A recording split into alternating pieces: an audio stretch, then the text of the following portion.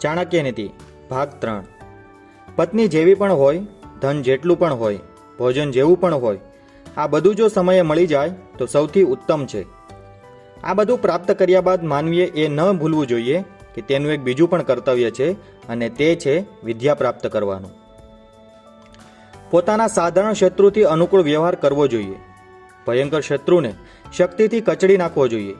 જેના તરફથી પોતાના જીવને ખતરો હોય તેવાને કદાપી માફ કરવો જોઈએ નહીં। તેને નષ્ટ કરવામાં જ લાભ સમાયેલો છે। અતિ ભલા બનીને જીવન પસાર કરી શકાતું નથી। ભલા અને સીધા સાદા માનવીને દરેક દબાવે છે। તેની ઈમાનદારી અને ભલમનસાઈને લોકો ગાંડ પણ સમજે છે। એટલા માટે એટલા ભલા અને સીધા પણ ન બનવું જોઈએ કે લોકો લૂંટીને ખાઈ જાય। હંસ કેવળ ત્યાં જ રહે છે જ્યાં તેમને પાણી મળે છે।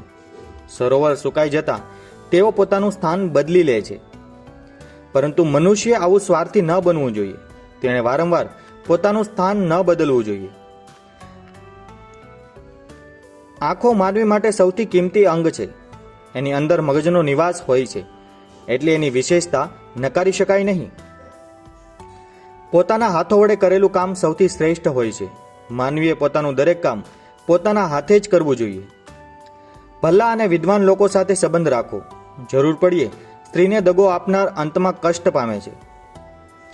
અંધાધૂંધ ખર્ચ કરનાર એટલે કે પોતાની આવક કરતાં વધારે ખર્ચ કરનાર અને બીજા સાથે વગર કારણે કજિયો કરનાર લોકો ક્યારેય સુખી નથી થતા।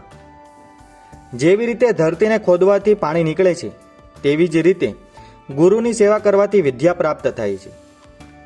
આ વાત હંમેશા યાદ રાખવી જોઈએ કે ગુરુની સેવા કર્યા વિના માનવી કદાપી સારી શિક્ષા પ્રાપ્ત નથી કરી શકતો। હંમેશા બીજાનું ભલું કરો, સ્વાર્થથી દૂર રહો। બીજાનું ભલું કરનારનું ખુદ ભગવાન ભલું કરે છે। આવા લોકોના સુખ દુઃખમાં ભગવાન હંમેશા સાથે જ રહે છે। જીવન અને મૃત્યુનું ચક્ર તો હંમેશાથી ચાલતું રહ્યું છે। આત્મા અમર છે, કેવળ પોતાનું શરીર બદલે છે। આત્મા સાથે પરમાત્મા છે, પરંતુ મનુષ્ય પોતાના દરેક શરીરની સાથે પોતાના જન્મોના કર્મોનું ફળ પામે છે। ચાણક્ય નીતિના આ સુંદર વાક્યોને આપણા જીવનની અંદર ઉતારીએ અને બીજાને પણ પોતાના જીવનની અંદર ઉતારવાની પ્રેરણા આપીએ। જો તમને અમારો વિડીયો પસંદ આવ્યો હોય તો તેને લાઇક કરવાનું, શેર કરવાનું અને અમારી ચેનલને સબસ્ક્રાઇબ કરવાનું ભૂલશો નહીં। ફરી મળીશું એક નવા વિડીયોની સાથે। ત્યાં સુધી જય હિન્દ, જય ભારત।